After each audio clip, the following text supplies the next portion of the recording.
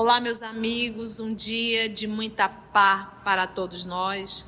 Hoje, exatamente 15 de julho de 2024, estamos nós reunidos para estudarmos a obra Memórias de um Suicida. Lembrando que nós estamos no capítulo 7, intitulado Nossos Amigos, os Discípulos de Allan Kardec. Vamos envolver a nossa querida Narumi, que irá fazer a nossa prece de gratidão, e logo depois a nossa irmã Aramita irá fazer a recapitulação do nosso último estudo. Vamos orar?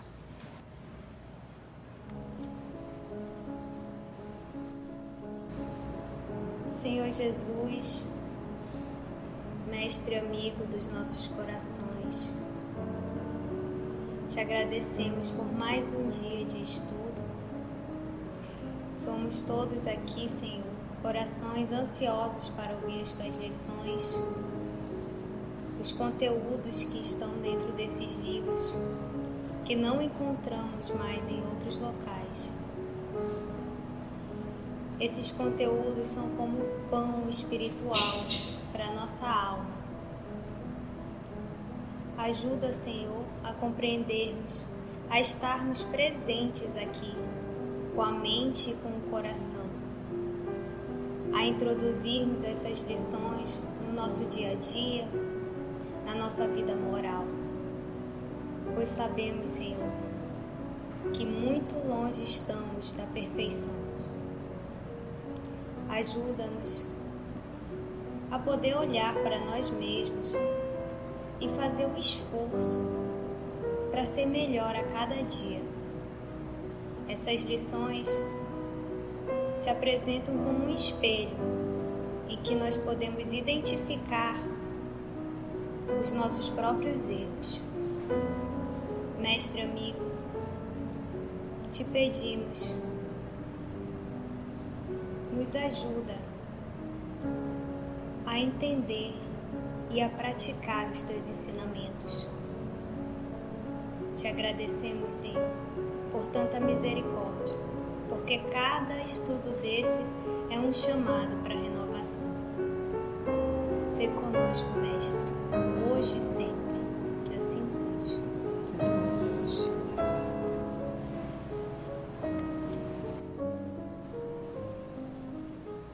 Como estamos sabendo, vieram do Hospital da Colônia Maria de Nazaré uma caravana aqui no Brasil para ajudar os que mais necessitados que não conseguiam. Eles estão acampados, montaram acampamento no campo, porque eles não podem ficar onde tem pessoas, porque eles são um risco para tanto encarnados como desencarnados. Então eles estão afastados no campo, montaram acampamento, e à noite os mesmos médiuns das reuniões comparecem para conversar, para trocar experiências com eles. E no nosso último estudo nós vimos Camilo relatando essa convivência e que ele ficou admirado que os médiuns infundiam a eles coragem para viver, fazer esforço pelo progresso, e que ele ficou vendo que nenhum deles tinha uma vida de privilégios. Na realidade, era uma vida mais de sacrifício que impressionava para ele desses testemunhos dolorosos, e isso fazia bem a eles. Estamos nesse relato dessa convivência, tio. Até porque a gente para pensar assim, a presença deles faria um mal a outra sociedade. Existe um grupo que está bem, mas lembra que foram trazidos os retalhados, aqueles espíritos de situações ainda em perturbação muito grande, então eles sim iriam fazer mal à sociedade. Vamos dar continuidade então ao nosso estudo. Vamos lá então? Os médios e demais iniciados cristãos encarnados, comissionados pelo Instituto Maria de Nazaré, mereciam a sua confiança e estavam sob a sua vigilância até findarem os compromissos que haviam assumido com os seus diretores. Muitas vezes, porém, essa vigilância estendia-se por tempo indeterminado, passando o aprendiz terreno a fazer parte da falange de trabalhadores da colônia, o que será o mesmo que dizer que se tornava colaborador da magna legião dos servos de Maria. Já pensou? Olha lá! se eram verdadeiramente dedicados ao ministério apostólico que experimentavam sob os auspícios, a proteção da grande doutrina compilada, reunida pelo chefe da escola em que se iniciaram, isto é, por Allan Kardec, não limitariam o concurso de sua boa vontade às sessões semanais de cunho secreto em um núcleo a que pertenciam. Ao contrário, dilatariam o raio das ações próprias, empreendendo esforços favoráveis à exaltação da causa a que serviam. Qual é a religião aqui na face da terra que conversa, dialoga e esclarece os espíritos? Tem outra? Não tem. Que esclarece, que trata-os como pessoas fora do corpo físico, carregada das suas emoções, das suas dores. Pela noite adentro, aqueles a quem nos ligávamos transportavam-se a grandes distâncias em corpo astral, associando-se a seus mentores e guias para nobres realizações. Em nossa falange, cada grupo de 10, ou mesmo em número menor, poderia associar-se-lhes no intuito de instruir-se, segui-los nas peregrinações dignificantes em prol da causa esposada pelo mestre magnânimo, desde que seus tutelares e assistentes dirigissem os serviços e que mentores da legião tomassem parte na comitiva. Então, ou seja, os trabalhadores do centro espírita, à noite, no momento do sono, desdobravam e iam até o campo. E eles também, esses trabalhadores, realizavam trabalhos. E os suicidas, esses que já estão em condições, tinham permissão para acompanhá-los, aprendendo. O que você já entendeu de mundo espiritual? Todos os estudos do mundo espiritual, quase sempre é aonde? Na prática. Se aprende na prática, vivendo a experiência e aprendendo as lições. Durante os 2 meses de nossa convivência na Terra, então eles montaram o campo, acamparam e ficaram ali durante 60 dias.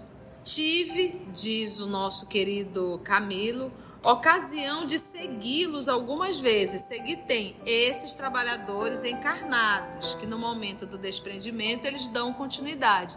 E é interessante quando ele fala dessa reunião mediúnica que é feita de forma o quê? Aqui ele escreveu, secreta, não é reunião pública. E quando a gente termina uma reunião de desobsessão, à noite nós vamos para casa dormir, a gente continua o trabalho.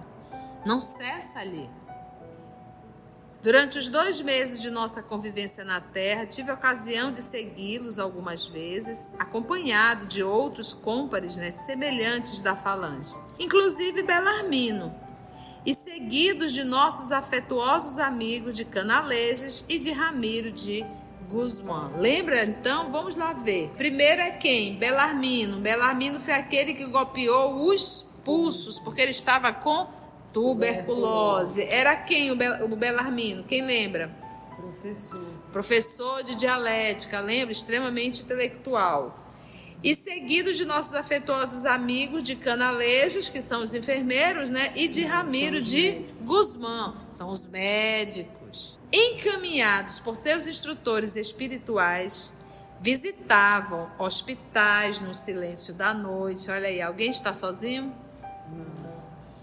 Abeirando-se dos leitos em que gemiam pobres enfermos, desesperançados e tristes, no piedoso interesse de lhes ministrarem alívio e vigores novos, com aplicações magnéticas vitalizantes, de que eram fecundos, ou seja, férteis, depositários. Então saíam no momento do sono e iam para hospitais ajudar as pessoas que lá estão. Quem que está indo para os hospitais? Os médios, trabalhadores e acompanhado do suicida. Vocês estão entendendo? Estamos juntos? E, obviamente, se a pessoa está encarnada, ela tem muita vitalidade. Então, apta a aplicar esse passe nessas pessoas que estão hospitalizadas. Falavam-lhes amigavelmente, valendo-se da sonolência em que os viam mergulhados. Reanimavam-nos, transfundindo-lhes os alvores da fé e da esperança que iluminavam seus espíritos de crentes fiéis.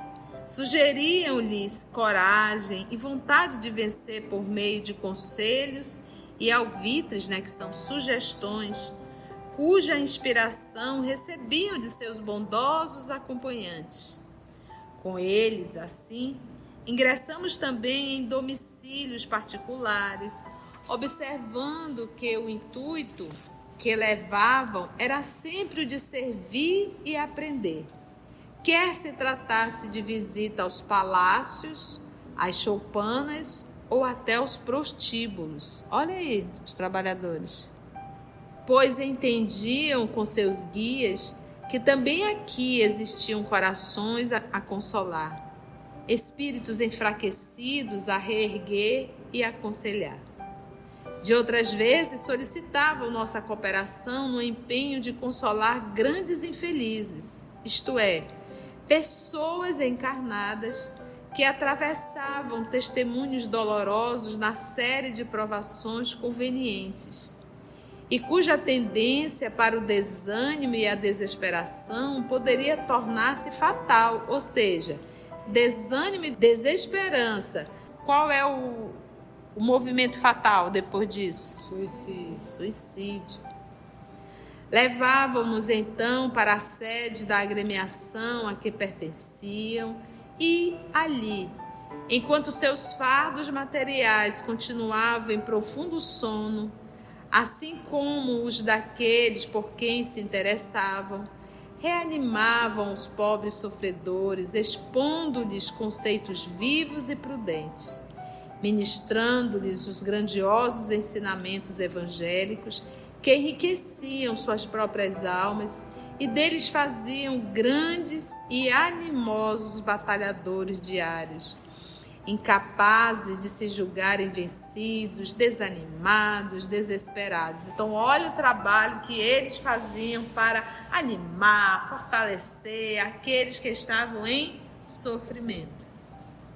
De repente a pessoa acordava assim, pilhada, Pô, é isso mesmo, Isso vai passar, Sabe aquele ânimo de novo mesmo nas dificuldades? E era então que emprestávamos nossa dolorosa experiência. Olha lá, aquecendo, consentindo em falar da sinistra aventura que o desânimo nos reservara, arrastando-nos para o abismo do suicídio.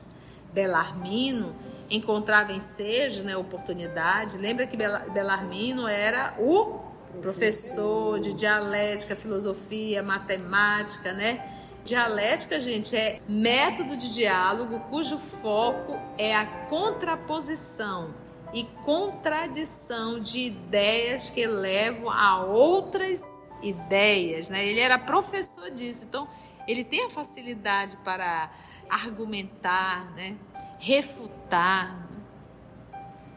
Bellarmino encontrava oportunidades, ensejos, então, para expandir seu verbo arrebatador, de orador fecundo e brilhante. E por mais de uma vez pôde ele arrebatar de uma queda certa infelizes que já se inclinavam para a enoitada região da qual províamos. Qual era a região que eles provinham? Vale do Suicida. Tudo isso valeu-nos aproveitamento valioso, elucidações de alto valor, exemplificação sedutora, ao passo que reação consoladora nos reanimava, fornecendo-nos esperança. Ou seja, eles já estão trabalhando? Sim.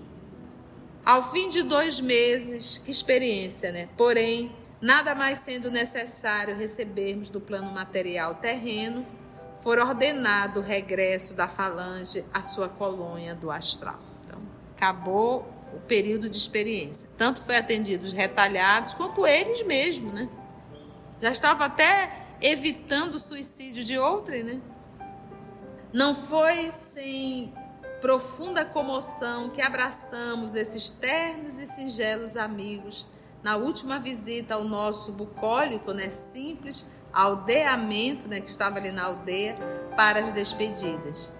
E cuja placidez comunicativa do coração, tão sadio, vigor, emprestar às nossas almas vacilantes e apreensivas.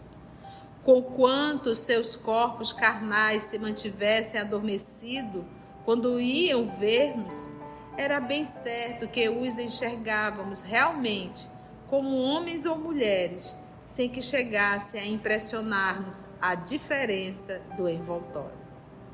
Hipotecamos-lhes gratidão eterna, apresentamos-lhes protestos de afeição inquebrantável, prometemos-lhes visitas frequentes, tão depressa nolo permitisse as circunstâncias, retribuição das gentilezas e provas de consideração com que nos haviam honrado. Assim, nos víssemos para tanto capacitados. Por sua vez, prometeram continuar, interessando-se pelo drama que nos aprisionava. Qual era o drama que aprisionava eles? O suicídio. Quer orando a clemência divina em nosso favor, ou nos transmitindo suas expressões de amizade por meio das missivas, das cartas telepáticas, que suas faculdades anímicas principiavam a produzir. Promessa que imensamente nos desvaneceu.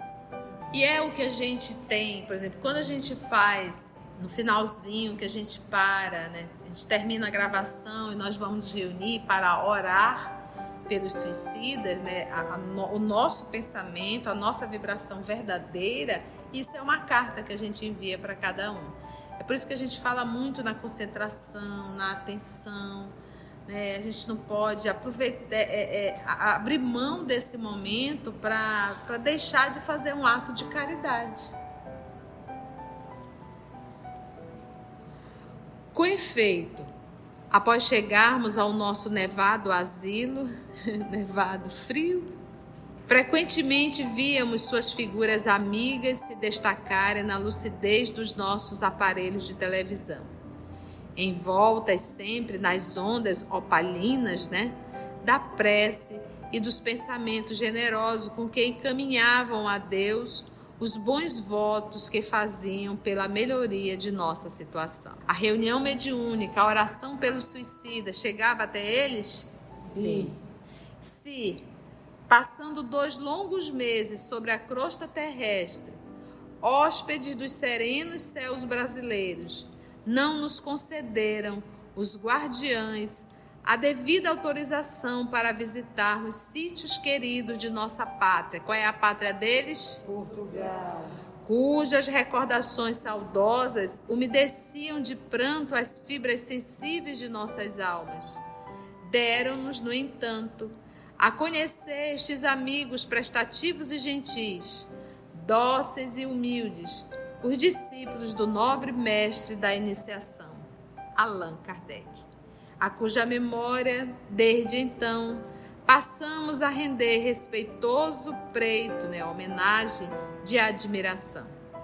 E pensávamos, enternecidos e sinceramente encantados, uma doutrina como essa, capaz de lapidar corações, abrilhantando-os com as cândidas manifestações da bondade, como víamos irradiando em torno dos nossos novos amigos, não pode estar distante das verdades celestes. Voltaram agora para o mundo espiritual, encantado com a doutrina espírita. É a única religião que conversa com os espíritos sofredores para libertá-los da opressão e do sofrimento que se encontram. Então aqui nós não evocamos espíritos para estar pedindo favor a eles. Aqui nós conversamos com os espíritos para acolhê-los, ampará-los, assisti-los, conforme o nosso Senhor Jesus nos orienta. Amai-vos uns aos outros como eu vos tenho amado. e os espíritos desencarnados também são nossos irmãos, com a única diferença que não tem mais um corpo físico denso e grosseiro. Algum comentário, meninas, dessa primeira parte? Podemos seguir? Podemos. Passaram-se 2 anos no Hospital Maria de Nazaré. Estão hospitalizados, estão na colônia. Então eles estão em 1905. 1905, segundo a nossa contadora presente, Aramita. Passaram-se 2 anos longos e trabalhosos, durante os quais muito choramos sob o peso de frementes, agitados remorsos, analisando diariamente o erro cometido contra nós mesmos, contra a natureza e as sábias leis do sempiterno, do eterno, voltando-nos à situação amarga, deixada pelo suicídio. Voltamos algumas vezes a assistir a outras reuniões nos gabinetes terrestres de experimentações psíquicas. Quais são essas experimentações nos gabinetes de experimentações psíquicas? Visitando nossos amigos e lhes falando por via mediúnica. Então, eles continuaram esse contato. Por esse tempo, relacionara-me com um amável aparelho mediúnico, isto é, um médium dotado de peregrinas faculdades, o qual me visitava e aos demais frequentemente, quer por meio dos pensamentos e irradiações benévolas que dirigia a nosso favor, ou no fervor da oração. Tá vendo? Como é que ele visitava? Através da oração. Então, nós estamos visitando quantos no nosso momento da oração? Era compatriota meu, o que me atraiu e sensibilizou poderosamente. Forçoso será confessar. Prescrutador, indagador, corajoso, impávido, que é o quê? Destemido, mesmo imprudente, entusiasta, insofrido, que também era das ciências invisíveis, para as quais se inclinava com férvido, ou seja, fervoroso encantamento. Ia ao extremo de rondar, qual romântico enamorado, as muralhas de nossa colônia em corpo astral, durante o repouso noturno ou em expressivos transes mediúnicos, intentando atrair-nos a fim de pôr-se em comunicação direta conosco, o que preocupava soberanamente nossos instrutores e a direção da colônia. Gente, o cidadão desdobrava e ia para lá. Não lhe permitiam a entrada por assaz, por muito perigoso para ele, contato tão direto com o ambiente privativo de réprobos, ou seja, de condenados, mas ofereciam guarda e assistência para o retorno, levando em conta a sinceridade das intenções em que se escudava, em que se protegia, em que se defendia. E uma vez que atravessaria locais precipitosos, em risco da espiritualidade, tão amável como intrépido, ousado, amigo possuía, é certo, conselheiros e guias, assistência particular, como médio que era. Não obstante, possuía também o livre-arbítrio, a vontade livre para agir como lhe aprovesse, uma vez que lhe fora recomendado precatar-se com as disciplinas apropriadas ao exercício das faculdades mediúnicas, aos quais compete ao iniciado observar com o máximo rigor.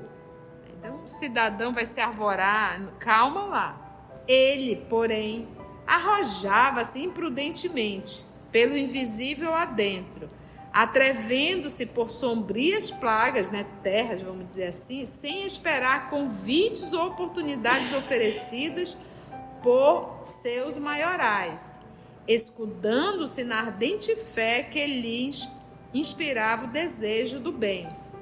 Ora, por uma das vezes que visitamos nossos amigos brasileiros, proporcionaram-nos os dedicados mentores uma entrevista amistosa com amoroso compatriota.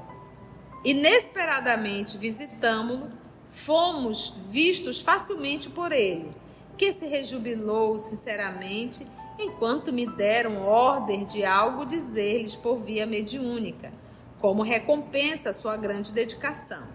Eis-me comovido, indeciso, perturbado, escrevendo para meus antigos amigos de Lisboa e do Porto, depois de tantos anos de ausência. Não visitáramos, no entanto, senão o médio, retornando aos postos de concentração da falange imediatamente. Cenas do próximo capítulo. A mediunidade sem estudo pode ser realmente um perigo muito grande. Então é por isso que antes de desenvolver, de nos arvorarmos ao trabalho mediúnico, devemos estudar o livro dos médiuns, pautado sempre muita disciplina, esforço para nos moralizarmos, que isso é algo também que pesa muito. Aproveita, Mita, faça a nossa prece de encerramento do nosso estudo de hoje, por favor.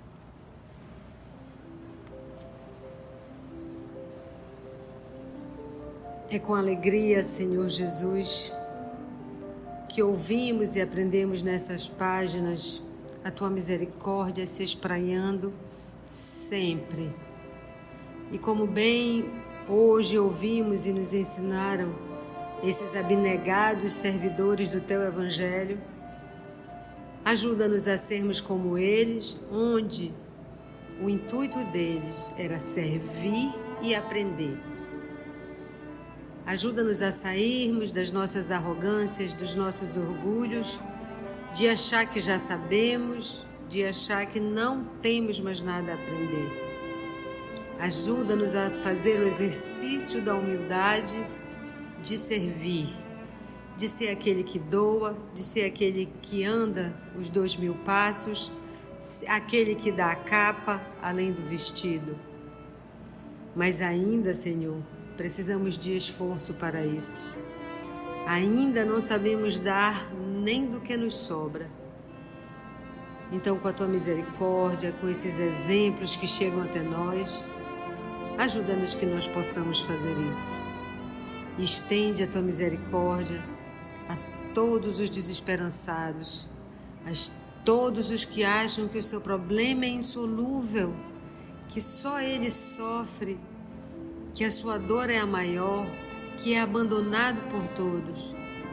Ajuda-nos principalmente a sabermos que Tu velas por nós desde sempre, que possamos nós, cada um daqui, encarnados e desencarnados, levarmos a Tua luz aonde quer que formos, através de uma simples palavra que Tu dissestes a nós: tem de bom ânimo.